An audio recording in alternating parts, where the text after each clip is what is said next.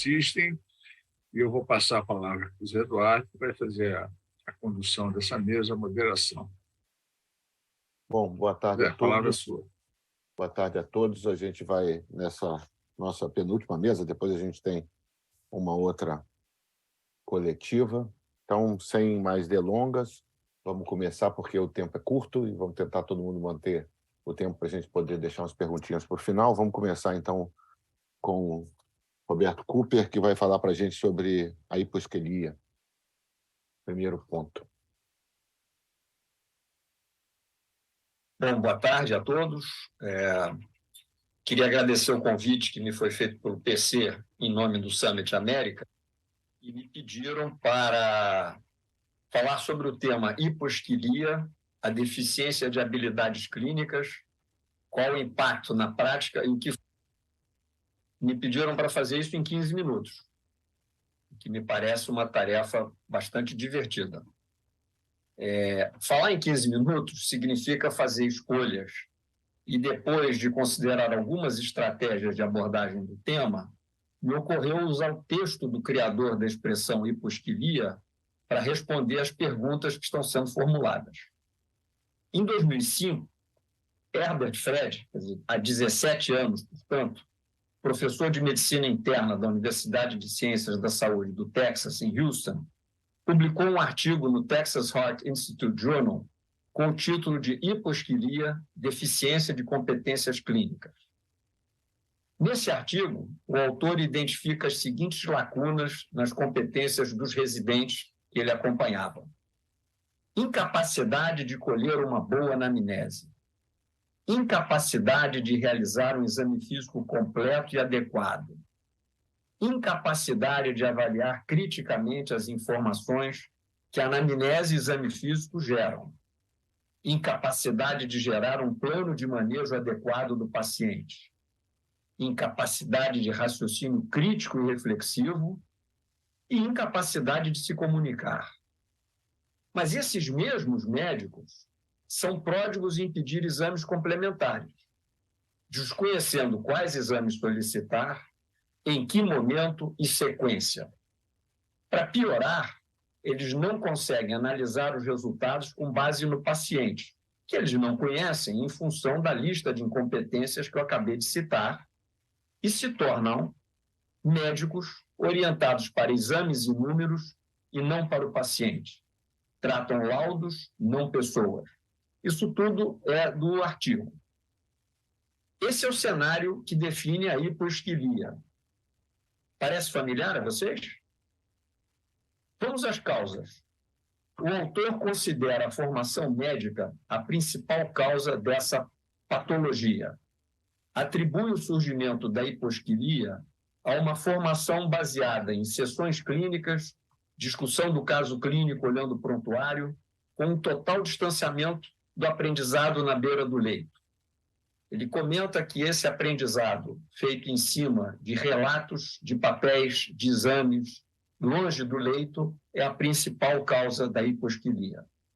O Dr. Fred levanta a hipótese de que os atuais professores, isso em 2005, já se formaram em um mundo médico high-tech e não conheceram uma era de high-touch. Não podem ensinar de forma diferente. O outro ponto que o autor levanta é sobre o contexto sociocultural. E aqui o Dr. Fred é muito, muito incisivo quando ele conclui que a sociedade como um todo, e os médicos aí incluídos, se contentam com a mediocridade, que é a única norma que conhecem. Estamos falando de um artigo americano, escrito em 2005, onde a mediocridade seria a norma conhecida. Qual seria, então, o impacto da hiposquilia na prática médica? O primeiro grande impacto é a ausência de vínculo entre as pessoas envolvidas, médicos, pacientes, familiares e equipes. Redução da sensibilidade clínica do médico, levando a menor precisão diagnóstica. Abuso na solicitação de exames complementares. E aí é curioso notar que não existem mais laboratórios de análises clínicas.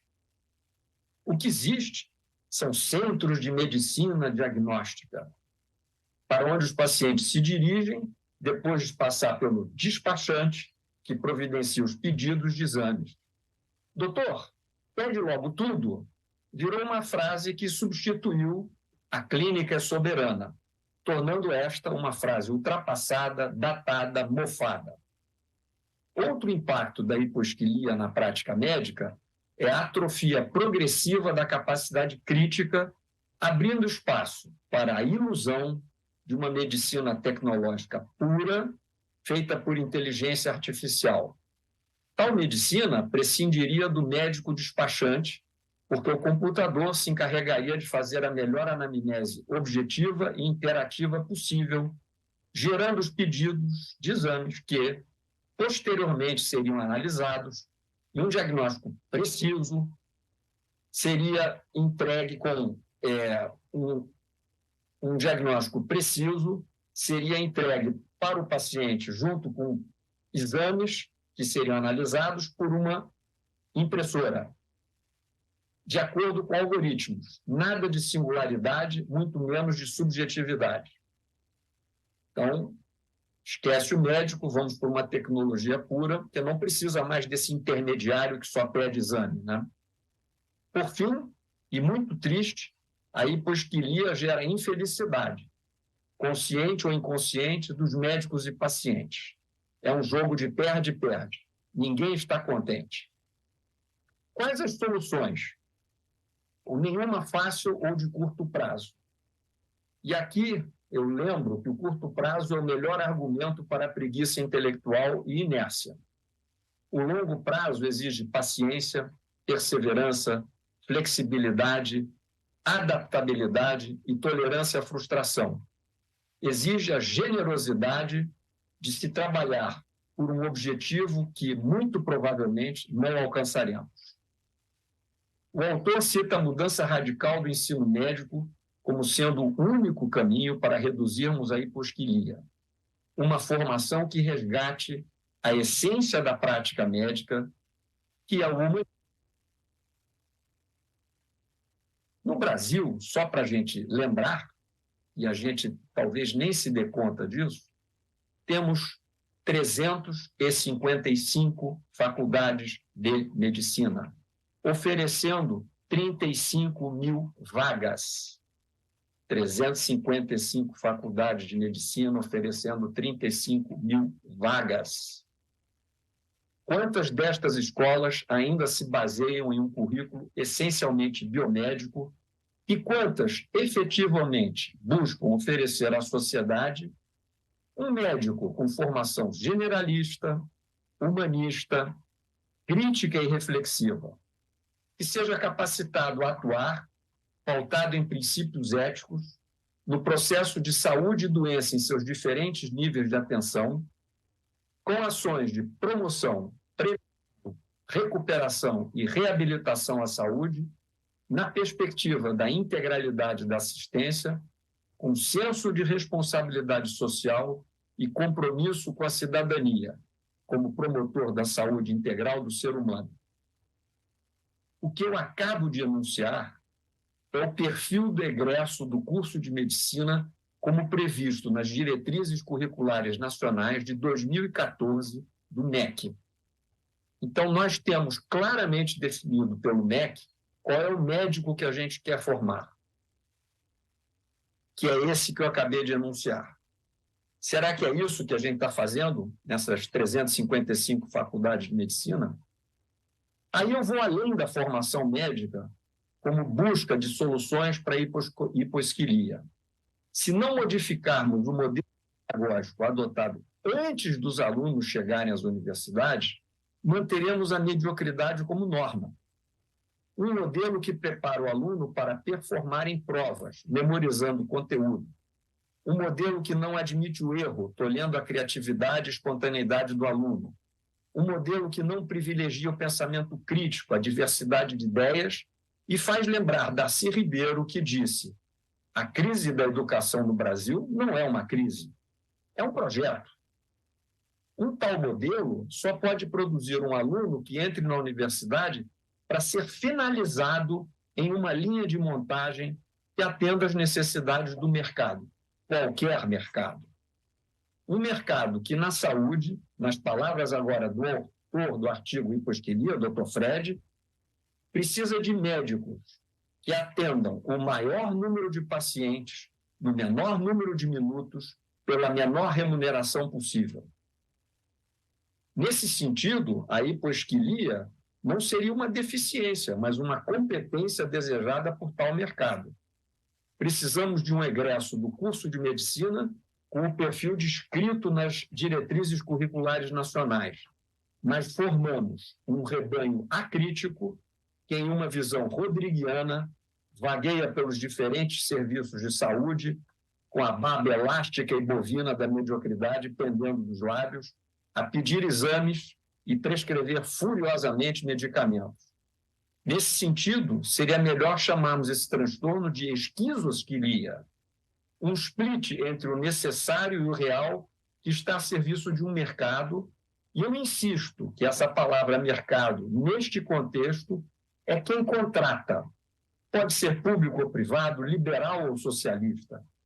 Essa entidade, mercado, precisa de profissionais formados pela pedagogia da lobotomia.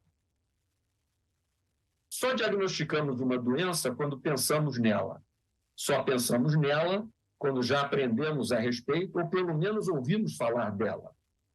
Hiposquilia é uma doença grave, silenciosa, cujas manifestações visíveis muitas vezes só vão ocorrer quando já for tarde demais. Hiposquilia mata. Mata o paciente, mas mata o médico e a medicina como uma atividade humana compassível. Mata o que temos de melhor, que é o pensar e criar. Por isso, sugiro a criação do Novembro Verde, mês da conscientização da hiposquilia. Eu não usei meus 15 minutos, porque eu gostaria muito de ouvir vocês na hora da gente debater. Muito obrigado e volto para o Dr. José Eduardo. Obrigado, Roberto.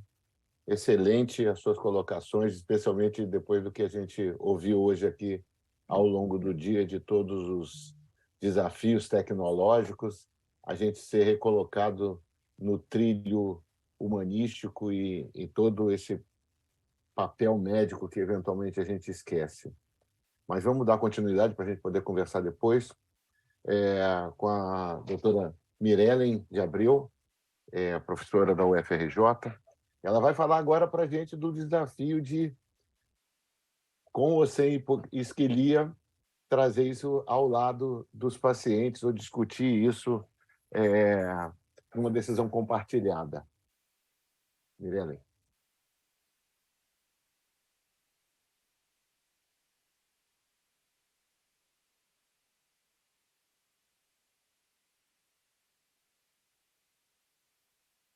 Não, o seu microfone não está aberto.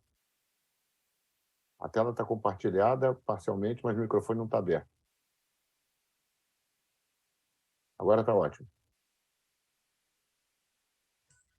E agora? Agora está ok. Estão me ouvindo? Podemos começar. Sim, tá sim.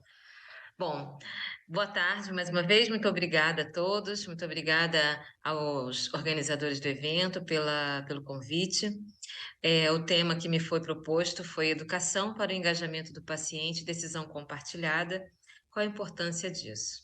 Então, eu trago aqui uma mini referência daquilo que eu faço e por que eu estou aqui com esse convite. Eu sou médica formada pela Universidade Federal Fluminense, reumatologista pela UERJ, sou mestre e doutora pela Unifesp e pós-doutorado pela Universidade de Harvard, onde venho desenvolvendo desde esse período de mestrado e desde então eu venho trabalhado com a temática da decisão compartilhada e a participação do paciente no processo decisório. Atualmente eu sou professora de reumatologia da UFRJ, e também sou membro do Comitê Executivo da Divisão de Pesquisa do Hospital Universitário Clementino Fraga Filho. Eu não tenho qualquer conflito de interesse para essa apresentação e, então, vamos ao tema, né? Educação para o engajamento do paciente, decisão compartilhada.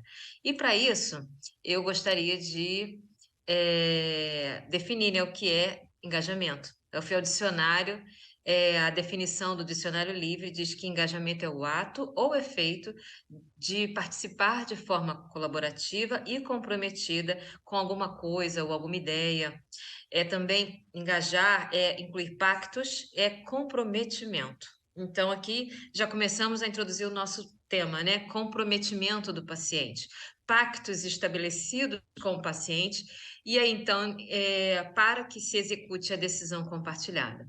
O que é decisão compartilhada? É um tema que está relativamente na moda, vamos dizer assim, mas a decisão compartilhada é uma evolução da relação médico-paciente, é uma evolução tanto do processo de relacionamento paternalista, onde a assimetria de informação e de decisão caracteriza essa relação. O médico, por ser um melhor conhecedor, ele quem toma todas as decisões, seja considerando que é de fato algo bom para o paciente ou não, mas o paciente não participa de qualquer processo decisório.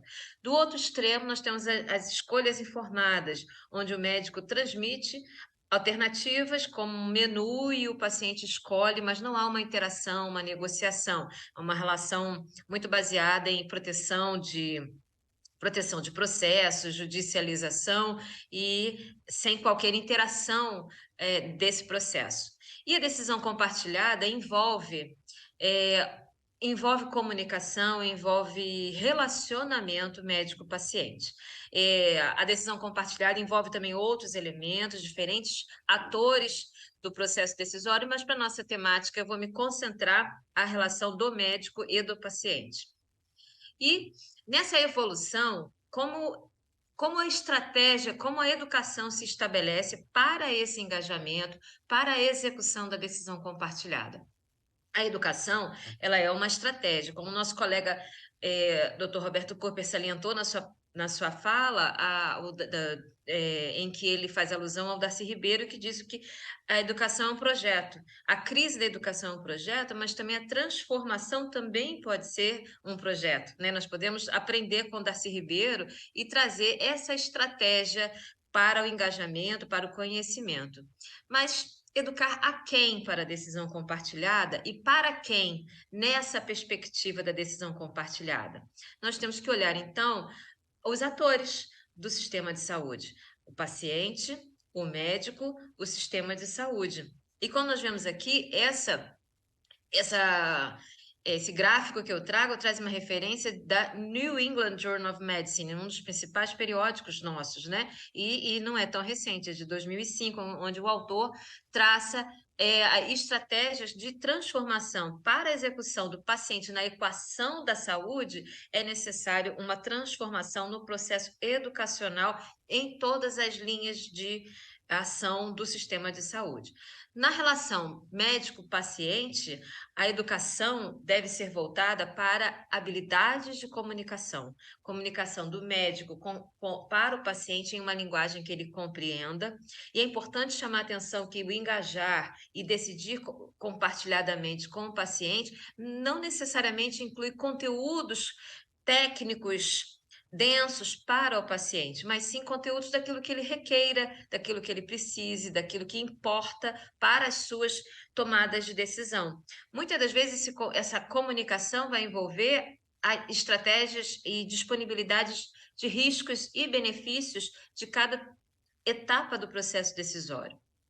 Por sua vez, o paciente e a sua relação com o sistema de saúde envolve o acesso. E aqui a educação para o acesso inclui os processos, os mecanismos de acessar e conhecer o que está disponível em seu sistema de saúde, seja o seu sistema de saúde público, seja o seu sistema de saúde privado, participar dos processos de acesso, como temos no nosso país, conhecer o que o seu seguro, o seu sistema que ele dispõe oferece, o que pode ser feito para que melhore alternativas de ofertas de tratamento, de diagnóstico e assim por diante. E, por outro lado, o médico e a educação do médico em relação ao seu sistema de saúde para a decisão compartilhada envolve também conhecer os processos, as consequências das suas decisões, então, consequências críticas, baseadas em evidências, baseadas num pensamento crítico, reflexivo das suas ações para o todo do sistema de saúde.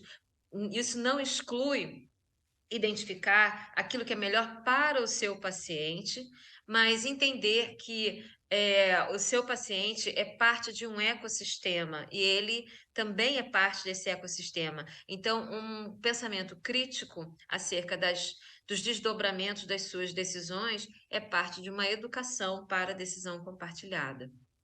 Então, a educação, mais uma vez eu ressalto, é uma estratégia. Então, qual é a importância disso? A importância de que a educação não é um fim em si, mas sim uma estratégia de crítica, de conscientização das etapas dos processos decisórios e conscientização de que o paciente ele tem valores e preferências, disponibilidade ao risco, e muitas das vezes existe uma tendência de evidência de que é possível que um paciente que participe do processo decisório tenha maior adesão aos pactos que são estabelecidos, diferentemente de quando ele recebe um determinado plano de cuidados, ele pode dizer que está aderindo ao tratamento, mas também as evidências mostram que, através dos desfechos, que nem sempre isso ocorre. A decisão compartilhada vem crescendo, é um movimento internacional que nasceu final da década de 90, hoje conta com uma sociedade internacional de decisão compartilhada e uma rede de colaboração internacional que contém fóruns, documentos, deliberações, tanto deliberações do ponto de vista acadêmico, bioético e operacional também. Essa sociedade, então, toda essa rede de colaboração, desde 2008 a 2011, sedimentou uma agenda de trabalho para implementação, envolvendo diversas ações, como barreiras, quais são as barreiras e facilitadores, quais seriam os mecanismos de implementação, competências, impacto econômico nos diferentes sistemas de saúde, a adaptação dos conceitos de decisão compartilhada nos diferentes sistemas de saúde e, por sua vez, também métodos de ensino para o paciente e para a formação de um médico que esteja apto a se comunicar na perspectiva da decisão compartilhada. Dentro disso, aqui em 2011, nós participamos do suplemento Decisão Compartilhada no Brasil, e aqui traçamos uma história e os processos que estariam acontecendo no Brasil, diferentes nichos, né, nacionais que têm sido estabelecidos. Posteriormente, em 2017, um avanço dessa rede, teve um novo suplemento com novos países contribuindo e estruturando como que a decisão compartilhada tem sido refletida à luz dos respectivos sistemas de saúde, e mais uma vez aqui participamos no Núcleo Brasil, colocando principalmente os avanços do ponto de vista regulatório, orçamento participativo, os desdobramentos e mudanças do Código de Ética Médica, reconhecendo a autonomia do paciente, são avanços brasileiros, assim como diferentes países também apresentam seus avanços. E em 2022, esse ano, na Dinamarca, teve um novo encontro da Sociedade de Decisão Compartilhada, em que estabeleceu-se um consenso básico para a definição de decisão compartilhada. Dentro desse conceito, coloca-se que a decisão compartilhada como uma colaboração entre paciente e médico, quando as decisões devem ser tomadas sobre diagnóstico, tratamento, cuidado ou acompanhamento, e de um modo que seja preferível para o paciente, ou seja, na sua perspectiva. Isso inclui informações baseadas em evidências, incluindo opções, benefícios, danos, incertezas, e o desenvolvimento de instrumentos físicos para o apoio ao aconselhamento de pacientes num cuidado longitudinal. Então, em resumo, o que esse consenso nos traz é que a decisão compartilhada, ela envolve todas as etapas do processo decisório para o plano de cuidados de paciente, e qualquer uma dessas etapas é plausível de se executar a decisão compartilhada. A limitação à decisão compartilhada envolve as questões de emergência médica, como um trauma, por exemplo, traumatismo, etc., e questões de vacina que é uma discussão mais controversa acerca da decisão compartilhada. Tirando esses dois aspectos, não tem qualquer outro aspecto da decisão, do processo de decisão que não seja plausível a execução da decisão compartilhada.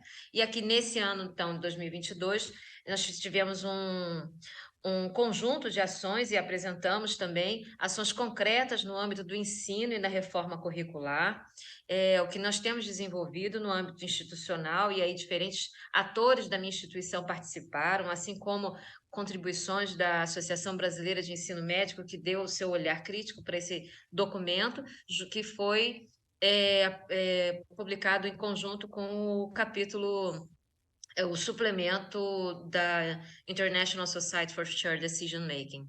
Então, aqui colocamos que as ações da medicina narrativa como um elemento, uma estratégia para o pensamento crítico, a escuta atenta, laboratórios de comunicação, bem como o desenvolvimento de instrumentos de apoio à decisão ao paciente, para que ele possa refletir sobre as questões que estão diante das decisões e os potenciais desdobramentos, para que ele possa incitar seus valores, suas preferências, sua disponibilidade ao risco e participar da decisão, então.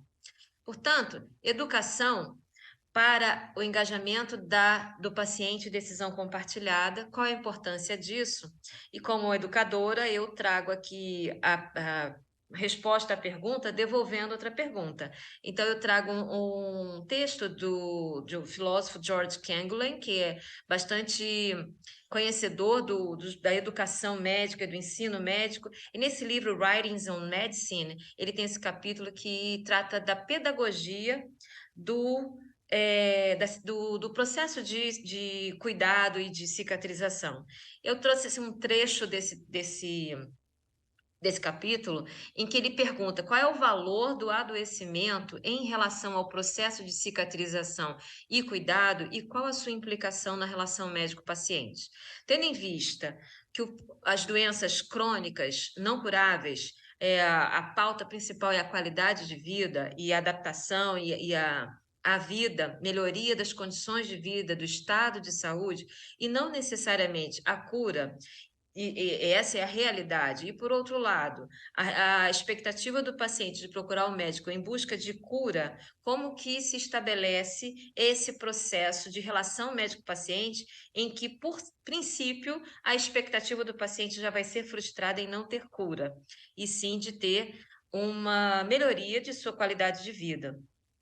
E, então, ele traz essa interrogação de que esclarecer ao médico e ao paciente da impossibilidade de cura, mas sim de cuidado, é necessário também despir de uma divindade de resolução total, mas e sim de diminuir a assimetria nas relações e trazer uma habilidade de identificar com escuta atenta quais são as necessidades reais, quais são as necessidades referidas e as necessidades percebidas do paciente, que vão muito além da dor que ele vai nos sentar adiante do nosso consultório, e essa dor tem implicações muito mais amplas, e são a essas que devemos tentar aprender a acessar para trazer o paciente para um cuidado pactuado, engajado e compartilhado. Então, muito obrigada, espero ter atendido a pergunta que me foi feita, e também fico à espera dos próximos comentários com os colegas. Irene, obrigado por atender a pergunta tão difícil dentro do tempo. A gente vai dar continuidade aí com o meu amigo Márcio. A gente não se vê há tanto tempo só por computador, né? que vai falar para a gente. O Márcio é diretor de pesquisa e desenvolvimento da IPMED, e ele vai trazer para a gente novas perspectivas da avaliação de desfechos de governança clínica e hospitalar. E eu acho que talvez seja uma oportunidade para, no modelo de close loop com que foi colocado, trazer de volta as informações necessárias, talvez ajudar a educação dos médicos e ajudar a educação dos pacientes com informação que talvez esteja faltando para a gente. Márcio, com você. Boa tarde, Zé. Boa tarde, PC. Um prazer enorme estar aqui com vocês nessa mesa tão interessante, participar desse evento mais uma vez. Deixa eu compartilhar aqui minha tela.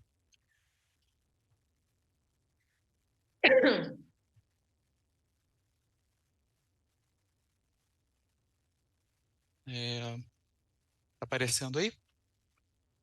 Está aparecendo, mas as duas, né? Não está ela inteira na tela. Não está ela inteira? Não. Ih, peraí. Deixa eu trazer isso para cá. Inicialmente ela ficou inteira, depois saiu. Deixa eu apresentar aqui de novo.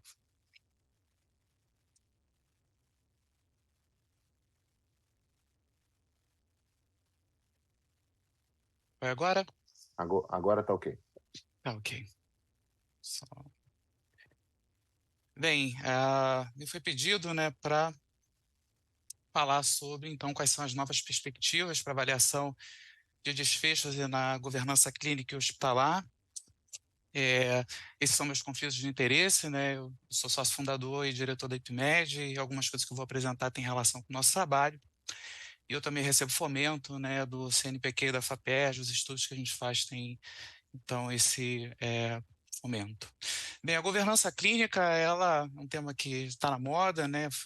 Mas já existe já há bastante tempo, iniciado no sistema de saúde inglês, no NHS, nos quais nós, profissionais de saúde, devemos estar totalmente envolvidos, engajados para manter e melhorar a qualidade dos cuidados que nós prestamos aos pacientes, e a gente também tem a responsabilidade de garantir que esse sistema resulte nessa melhoria de qualidade, tem a responsabilidade, né, com os pacientes, não só eles, mas os seus familiares e a sociedade como um todo, né?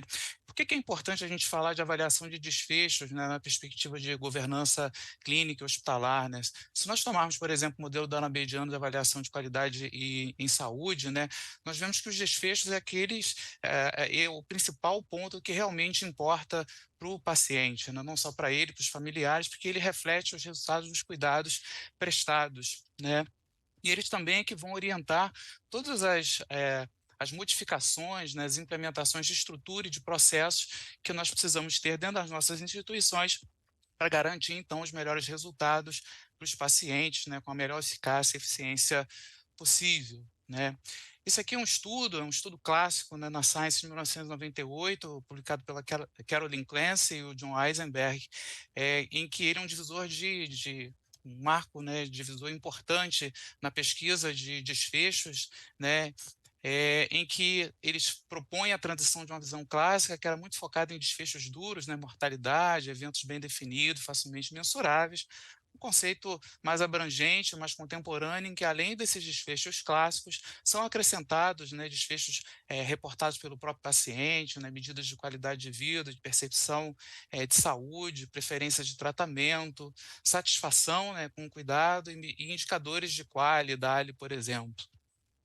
A governança clínica, ela tem classicamente 6 pilares, né? Algumas publicações elas dizem que são 7, mas em geral a classificação mais aceita que existem 6 pilares, né, da governança clínica, e dentre eles pelo menos 4 têm relação direta com a avaliação de desfechos, né? Que é a transparência dos resultados, a avaliação da efetividade da intervenção clínica, auditoria clínica e, obviamente, a gestão de riscos adversos, né?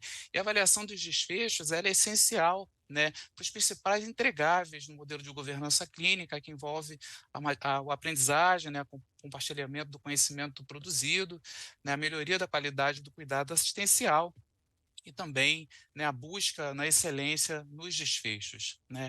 E quais são as novas perspectivas na avaliação dos desfechos? Bem, na minha perspectiva, né, nós estamos vivendo um momento que ele é transformador na avaliação dos desfechos, né? Essa era que a gente está vivendo, que é a era do Big Data, e que se utiliza, né, de métodos novos de análise, né, que são os métodos que envolvem machine learning, deep learning e dos processamentos de linguagem natural. Né?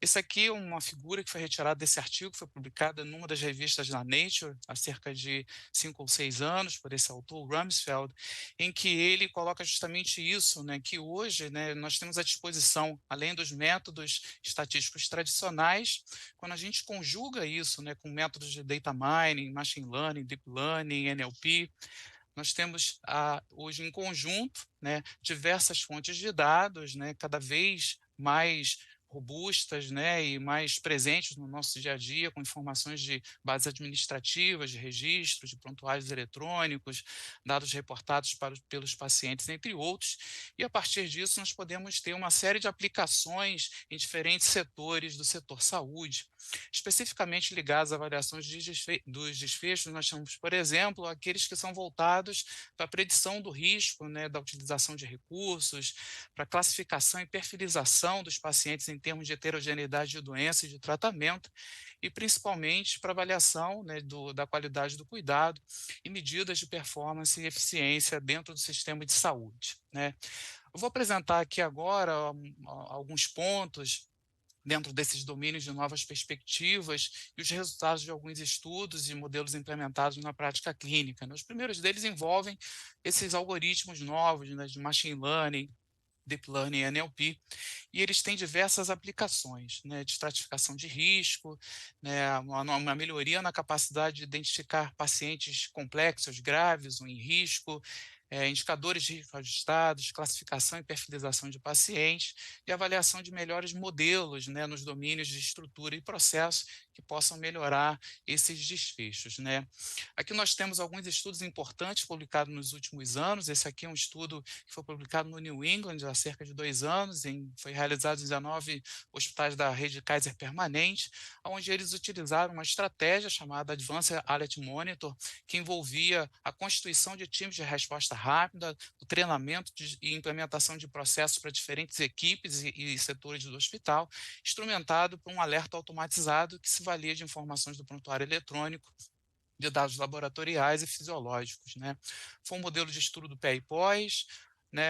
Os hospitais tiveram uma implementação progressiva desse projeto, e o que pôde-se observar no período pós-implementação é que essa estratégia, né, instrumentada por esse algoritmo, resultava em melhores desfechos, como redução da internação na UTI, menor mortalidade, maior probabilidade dos pacientes terem alta, entre outros. Esse é um outro estudo, né, já uma outra aplicação, né, um estudo publicado recentemente na Intensive Care Medicine, de um grupo australiano, o Ari Serpaneto, que é um brasileiro, ele participou desse estudo, onde foram avaliados mais de 2.300 pacientes, e esse estudo avaliou, então, a comparação entre a identificação, né, do delírio, que é uma condição frequente em pacientes críticos, que em um estado confusional agudo, que está relacionado com piores desfechos e uma série de outras complicações, comparando então o método tradicional, né, utilizando o Q mais CU, junto com um modelo que utilizava o método de processamento de linguagem natural a partir de notas nos prontuários eletrônicos de todos os profissionais de saúde envolvidos nos cuidados dos pacientes. O que esses autores puderam observar é que, utilizando a matriz 2x2, né, o CAM positivo ou negativo, o NLP positivo ou negativo, é que, obviamente, quando a gente utiliza, por exemplo, o uso de antipsicóticos como marcador de identificação de delírio, quando você tinha os dois elementos positivos, onde havia maior prescrição de antipsicóticos, mas quando a gente tinha uma população que, mesmo com o CAM positivo, que é o método habitualmente utilizado, mas que o método de NLP detectava, que eles então tinham um uso maior de antipsicóticos do que comparado com CAM positivo e NLP negativo. E esses pacientes que tinham NLP positivo com CAM negativo, eles tinham praticamente a mesma chance para óbito que os pacientes que tinham, então, esses dois métodos positivos. né? Uma outra aplicação importante são os usos de indicadores de risco ajustados. Nós estamos vivendo uma era, né, em que novos modelos que utilizam modelos de machine learning e deep learning, eles estão começando a ser publicados na literatura e implementados na prática clínicas, e que, por exemplo, na UTI, onde desde da década de 80, né, esses indicadores são utilizados para avaliar eficácia clínica, né, eficácia operacional, eficiência clínica, eles vão se valer e vai haver um refinamento nessa capacidade interpretativa desses indicadores, e outros setores também já começam a se beneficiar, como, por exemplo, métodos que utilizam taxas de infecção padronizadas, né, o CDC tem capitaneado isso, principalmente para permitir a comparação entre UTIs em função, entre instituições de saúde, das principais infecções relacionadas à assistência à saúde. Uma outra aplicação é a identificação de perfis de pacientes. Então, esse estudo também é interessante, publicado há 2 anos no JAMA Open, também de novo por um grupo da Kaiser Permanente, com mais de 100 mil pacientes, em que os desfechos principais foram a utilização de serviços de saúde e mortalidade em 1 ano. Eles utilizaram, então, métodos de análise de classe latente ou de clusterização por técnicas de K-means para identificar perfis de pacientes complexos. E eles identificaram 7 perfis. Em que eles denominaram de alta acuidade, idosos com doença cardiovascular, idoso frágil, pacientes com dor crônica, com câncer ativo, com doenças psiquiátricas e também aqueles que tinham menor engajamento no tratamento. Eles se valeram, né, de informações do prontuário, de prescrições, de exames laboratoriais, de características clínicas, e aqui nós podemos ver como que cada perfil de paciente difere em relação a essas características. E esse estudo, né, de uma forma bem interessante, a partir da perfilização desses pacientes, eles são capazes de sugerir, né, estratégias de manejo individualizadas para cada grupo, para que então isso resulte numa melhoria do cuidado e da prática assistencial. Uma outra aplicação foi vista aqui num estudo do nosso grupo, né, em que a gente passa a observar num nível acima, né, no caso a UTI, 93 UTIs brasileiras e uruguaias, né, com mais de 130 mil pacientes. Nós utilizamos métodos de clusterização para identificar UTIs que se diferenciavam em função de padrões de staffing. E nós identificamos 3 clusters, né, em que diferenciados pelo grau de autonomia do farmacêutico, presença de um farmacêutico dedicado e do intensivista titulado 24/7.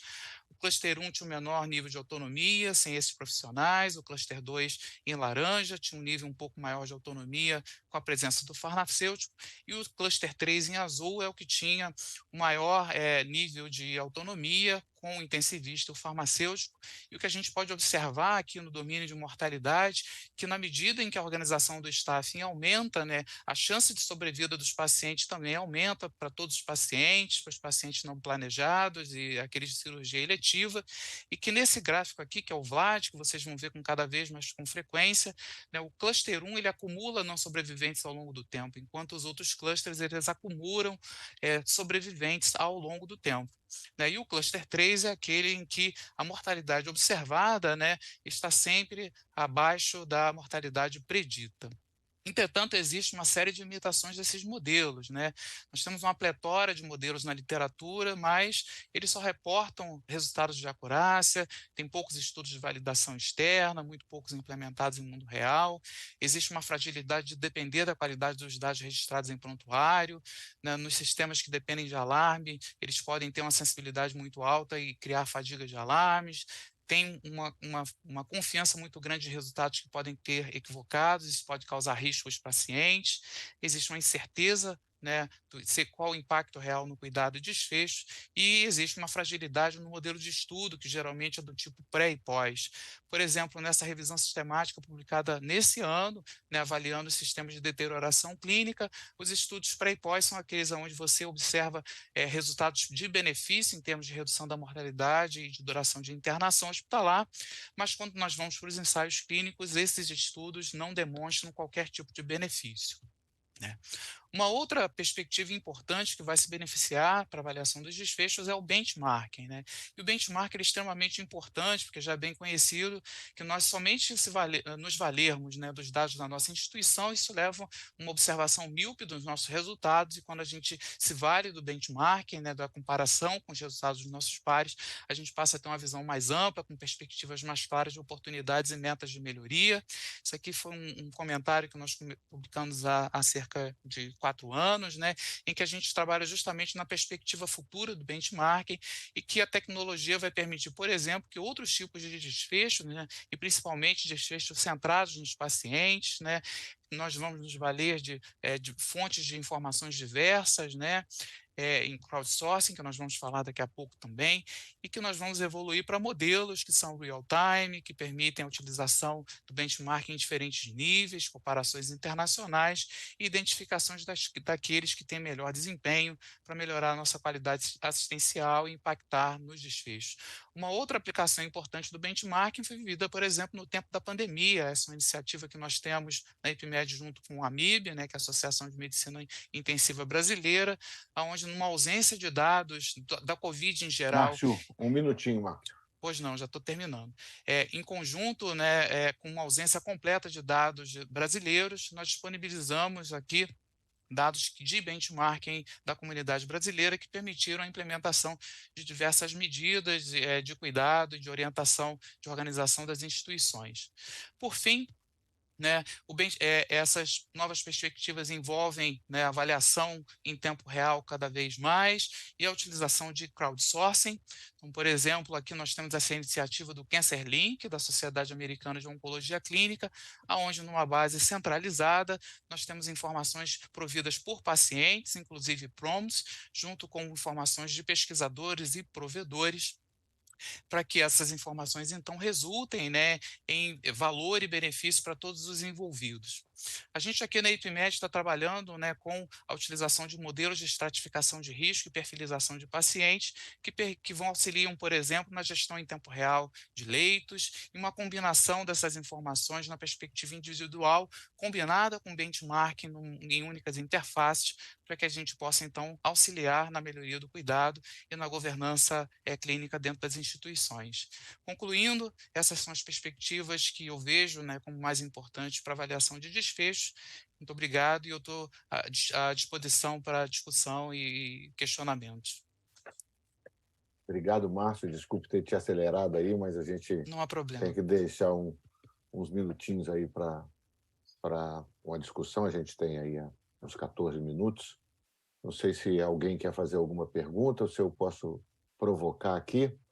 Eu tenho uma pergunta, Zé. Fala. Sei que você é bastante provocador, mas eu fiquei muito impressionado com a apresentação do Roberto e da Mirellen, né? Mirellen, eles têm uma conexão, elas têm uma conexão muito grande, e eu tenho 2 questionamentos, né? Então, está claro que tanto a hiposquilia quanto a melhoria da decisão compartilhada com o paciente, né, a educação médica ela é essencial, né?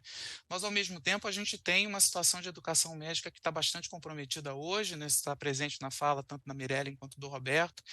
E como que vocês veem, né, que a gente pode lidar tanto para combater, para mitigar o impacto da hiposquilia e, ao mesmo tempo, melhorar a decisão compartilhada num cenário em que os benefícios que vão ser colhidos com a educação médica de melhor qualidade só vão ser colhidos num futuro que a gente não tem muito horizonte, né?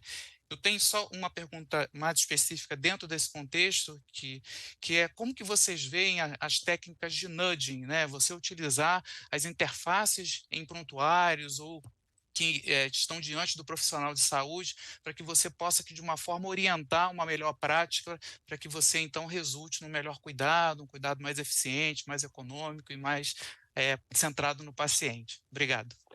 Só aproveitando aqui, só para os dois, Mirellen e o Roberto, o Márcio apresentou esse monte de gráfico bonito, essas coisas maravilhosas, e a grande questão, talvez um pouco do que ele disse, é como transformar tudo isso em algo, a translação do conhecimento, em algo que seja, atinja o paciente e atinja o aluno também. Eu acho que a gente está distante disso, com vocês dois aí.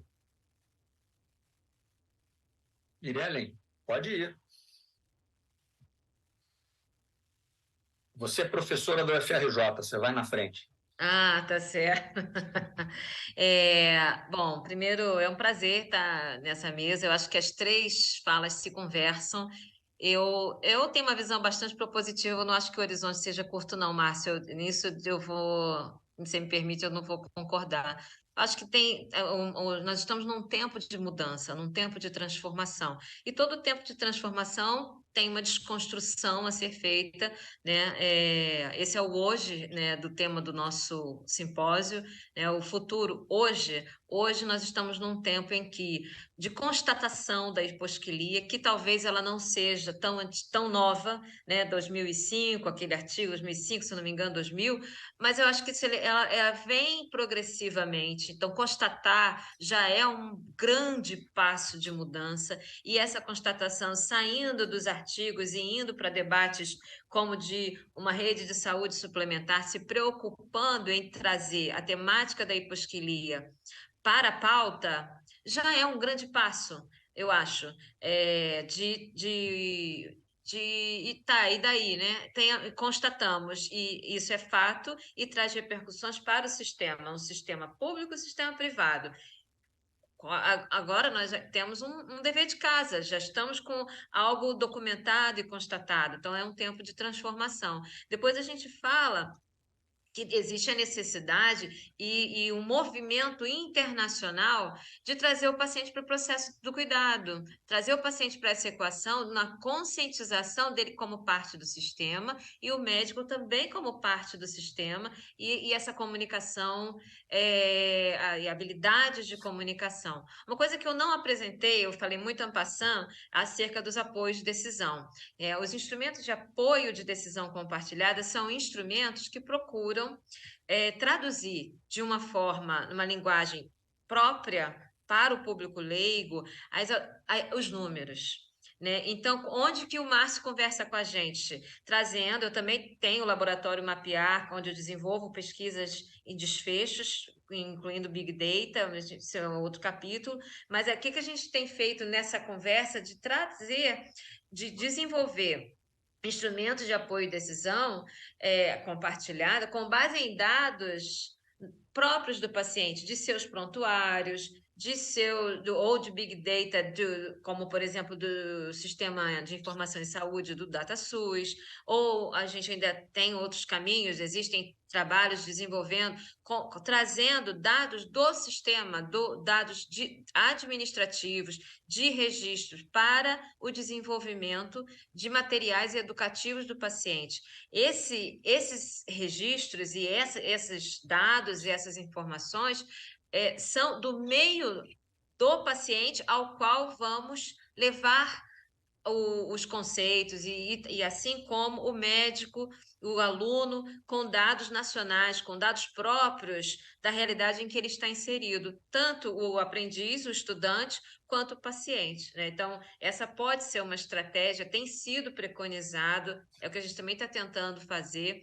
Talvez, então, registros, instrumentos de apoio de decisão com base em materiais de registros, materiais próprios, pode ser uma alternativa de incluir a realidade, incluir o meio e a comunicação baseada nessas estratégias. Né? Não sei se eu te respondi, Márcio, é que está tudo bastante incipiente nessa etapa de apoio de decisão com base em desfechos centrados no paciente, centrados em registros nacionais, é algo bastante incipiente, mas é uma estratégia, né? É uma forma mas isso está bastante, assim, caminhando num âmbito de implementação ao nível de pilotos, de estudos pilotos. Que eu tenho conhecimento amplamente na prática, eu acho que ainda não tem, né? Acho que a gente ainda tem bastante elementos,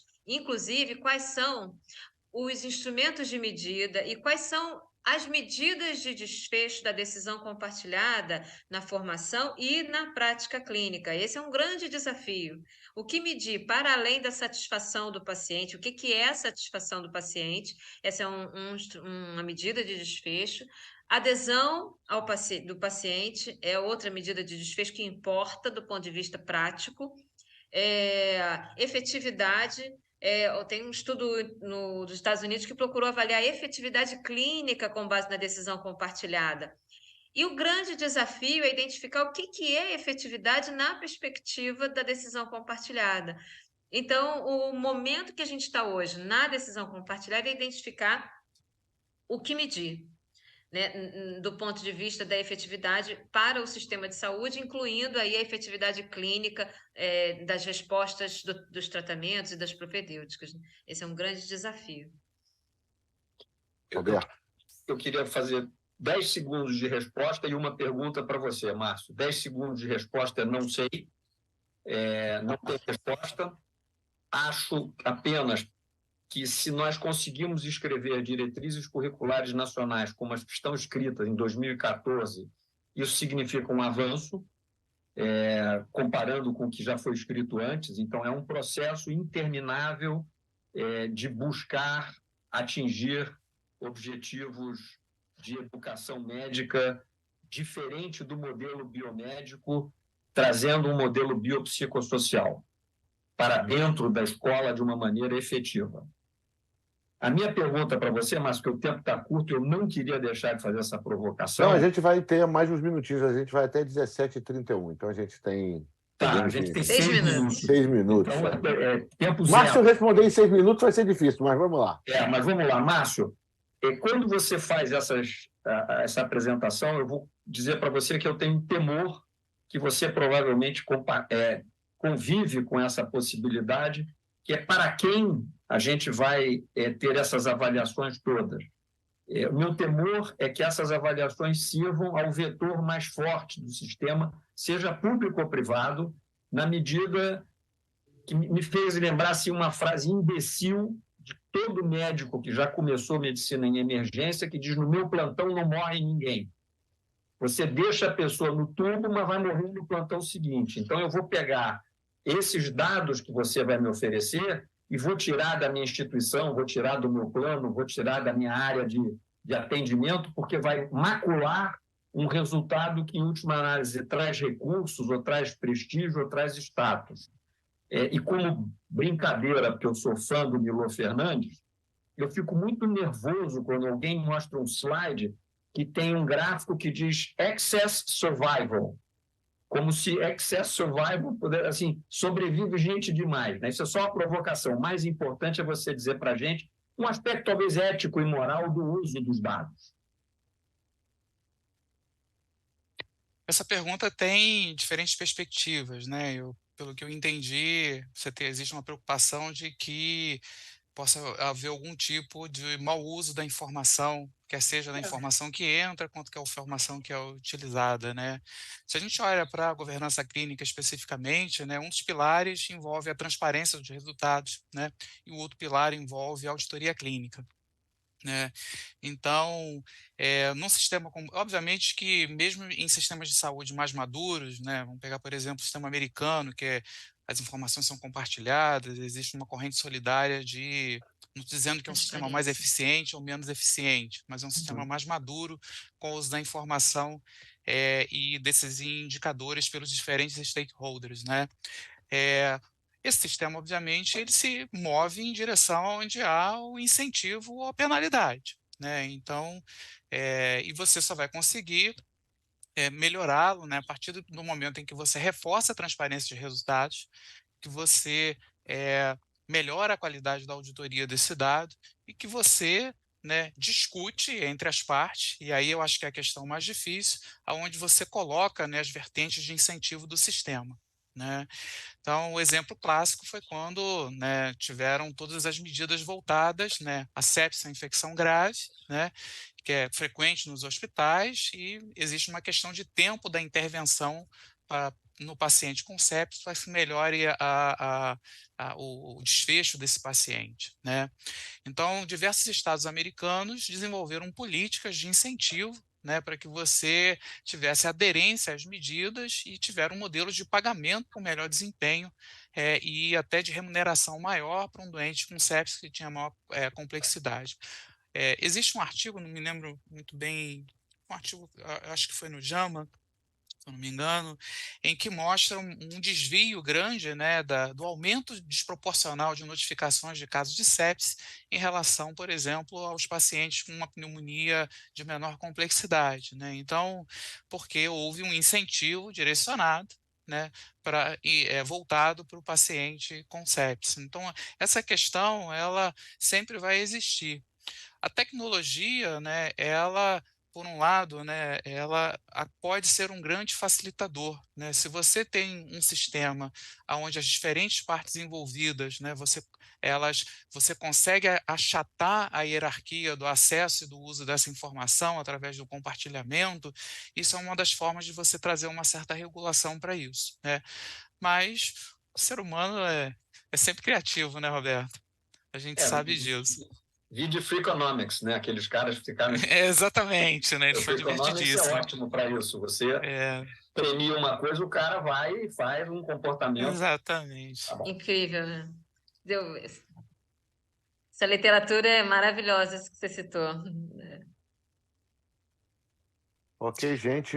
Então, acho que estamos chegando aqui no fim, 17h30, tem mais um minutinho.